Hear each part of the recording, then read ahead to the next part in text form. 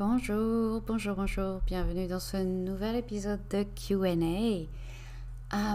Ok, on va commencer tout de suite avec la première question. La première question c'est, aurais-tu une posture à me conseiller pour m'étirer quand je suis vautrée lâchement sur le canapé mais que j'ai honte de faire ma couch potato? Alors oui, carrément, j'ai même plus qu'une posture, j'ai même fait un post de blog, une note de blog, et je l'avais aussi partagé sur les réseaux sociaux, qui s'appelle Lazy Sunday Stretch, et que je vais mettre en lien dans les notes de l'épisode, avec plusieurs idées d'étirements, d'étirements à faire en position allongée, dans le canapé, dans le lit, n'importe où, enfin, n'importe où on peut être allongé, et qui demande le moindre effort. Donc c'est ce genre de posture que j'aime beaucoup quand effectivement j'ai pas beaucoup d'énergie, mais que j'ai envie de m'étirer un peu, j'ai envie de me faire du bien. Donc je les recommande grandement, et donc vous pouvez les trouver dans les notes de l'épisode. La deuxième question, est-ce qu'il y a une ou des positions de yoga que tu n'aimes pas et quelles sont tes préférées? Alors, je vais commencer, je pense, avec mes préférés parce qu'en fait, il y en a énormément. Je me suis rendu compte d'ailleurs, en fait, au fur et à mesure des années, que parfois je donne un cours avec une personne en cours particulier, et la personne dit oh j'aime bien ça, et je lui dis ah oui c'est ma préférée, et je me suis rendu compte que je disais ça pour beaucoup de postures en fait, et donc j'ai un top 5 10, c'est vaguement.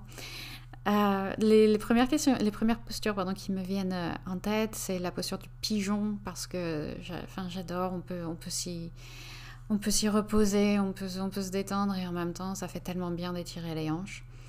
La torsion allongée avec laquelle je termine quasiment toutes mes séances, donc parce qu'on étire le dos et j'ai l'impression qu'on essore un peu les organes et tout le torse. Euh, Évidemment le chat et la vache que je donne aussi à quasiment toutes mes séances parce que pour le mouvement pareil de la colonne vertébrale, je trouve qu'il n'y a rien de mieux pour détendre le dos. J'ai envie de dire l'équilibre sur la tête également, parce que c'est une posture que j'ai mis tellement de temps à réussir à faire, dont je ne comprenais pas la logique, je ne comprenais pas la technique. Et puis quand j'ai réussi à le faire, il y a eu un déclic et j'étais tellement heureuse. Donc c'est vraiment ma posture fétiche sans doute. Et le triangle j'aime beaucoup aussi parce que ça étire plein de choses qui font du bien en même temps, les jambes et le dos, le côté, tout ça. Il y a plein de choses qui se passent et je la trouve super intéressante cette posture. Le chien tête en bas, j'adore parce que c'est la maison en fait. J'ai l'impression de rentrer chez moi, quoi. De rentrer chez moi quand je suis en chien tête en bas, c'est tellement la base. Et pareil, ça étire plein de choses en même temps, donc j'aime bien, j'aime bien. Et la dernière que je dirais, c'est Janu Shirshasana. Donc c'est quand on est assis avec une jambe tendue et l'autre repliée. Janu parce que pareil, j'aime beaucoup m'étirer les jambes et parce que il y a plein de choses qu'on peut faire avec le haut du corps à partir de là, et c'est une posture très versatile. Donc je vais m'arrêter là parce que voilà, vous voyez bien la liste pourrait durer des heures. Mais ouais, ça, je dirais que c'est mon top, je sais même pas combien j'en ai dit, 7 8 un truc comme ça.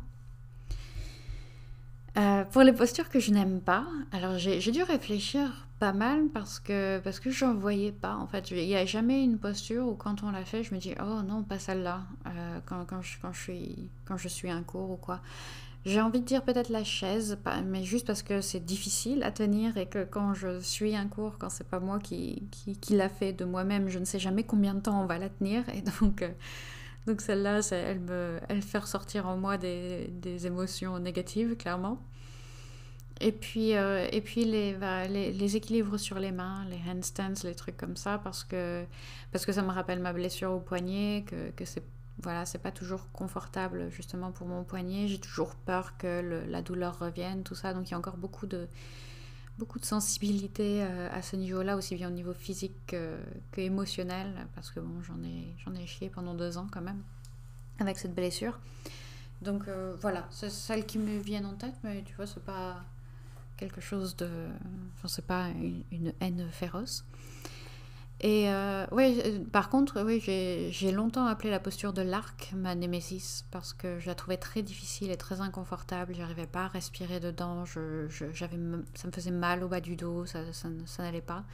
Mais maintenant, je l'adore. Maintenant, j'aime beaucoup parce que j'ai gagné en mobilité et qu'en fait, voilà, maintenant, je la trouve plus aussi difficile ni inconfortable. Et je l'aime d'autant plus que je la trouvais si difficile. Donc, elle me montre à quel point j'ai progressé et ça fait du bien.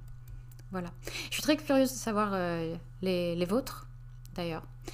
Quelles sont les postures de yoga que vous aimez, que vous n'aimez pas, celles qui évoquent en vous des émotions intenses ou pas. Et la dernière question histoire et archéologie. Est-ce qu'on connaît l'histoire des origines du yoga? Alors oui, enfin après, les origines sont toujours vagues parce que forcément à l'époque c'était aussi beaucoup une tradition orale. Mais on sait que ça remonte à peu près 5000 ans quand même, donc c'est pas tout neuf. Le mot est apparu, il me semble, la première fois dans les Védas, qui sont des textes sacrés, des textes anciens rédigés en sanskrit. Le sanskrit, c'est c'est une langue qui n'est plus parlée, c'était la langue des textes sacrés. Elle est parlée, mais seulement par les érudits maintenant. C'est pas une langue, voilà, c'est un peu comme le latin. Et c'est donc du sanskrit que proviennent tous les termes un peu bizarres qu'on entend pendant un cours de yoga. Donc comme tout à l'heure, je parlais de Janu Shirshasana, c'est du sanskrit. Asana d'ailleurs, le nom, les postures, les asanas, c'est un mot sanskrit. Donc oui, donc ça remonte à 5000 ans. Et puis ensuite, il y a 2000 ans à peu près, il y a Patanjali qui a écrit les Yoga Sutras. Donc il y a un autre texte qui est séminal dans la tradition du yoga. Et les Yoga Sutras, c'était justement une description de cette tradition orale qui s'était transmise. Patanjali, qui que ce soit, on ne connaît pas grand-chose sur cette personne, a décidé de décrire les grands principes de la philosophie du yoga dans un texte très très court, avec qui était voué à être appris par cœur et à être transmis oralement. Donc les sutras, donc c'est des petits vers très très courts. Et ça décrit donc les grandes lignes de la philosophie du yoga. Il faut savoir qu'à l'époque, les postures n'existaient quasiment pas. Asana, d'ailleurs, c'est seulement mentionné 3 fois dans les Yoga Sutras. On parle vraiment à l'époque d'une pratique méditative et d'une philosophie de vie, donc quelque chose qui est très loin quand même de ce qu'on connaît aujourd'hui. Le yoga d'ailleurs qui ressemble à celui qu'on connaît aujourd'hui, c'est vraiment à la fin du 19e siècle en fait, quand Swami Vivekananda est allé en Amérique répandre la bonne parole et le yoga est à ce moment-là arrivé en Occident. Et d'autres grands maîtres du yoga ont suivi ses pas, Patabi Joyce, Desikachar et Iyengar. Et eux, ils ont vraiment développé le yoga et les postures et tout ça. Et ça ressemblait de plus en plus à ce qu'on pratique aujourd'hui. Donc voilà, c'est vraiment une pratique très ancienne et qui remonte à très loin et qui a beaucoup, beaucoup changé au fur et à mesure du temps. Et notamment, surtout, en fait, au siècle dernier, quand l'Occident s'en a emparé et que voilà, la pratique s'est démocratisée. Pour le meilleur et pour le pire, n'est-ce pas? Voilà, c'est tout pour aujourd'hui. Merci beaucoup pour ces questions. J'ai beaucoup, bien sûr, j'ai beaucoup résumé la question des origines du yoga, sinon on pourrait y passer des heures. Et en plus, je pense pas que j'ai les connaissances nécessaires pour y passer des heures. J'ai peur de dire des bêtises. Donc là, ce que j'ai raconté, j'en suis assez sûre. Voilà. Passez une excellente journée. N'hésitez pas à m'envoyer vos questions. Et voilà, à très bientôt. Merci beaucoup pour votre attention.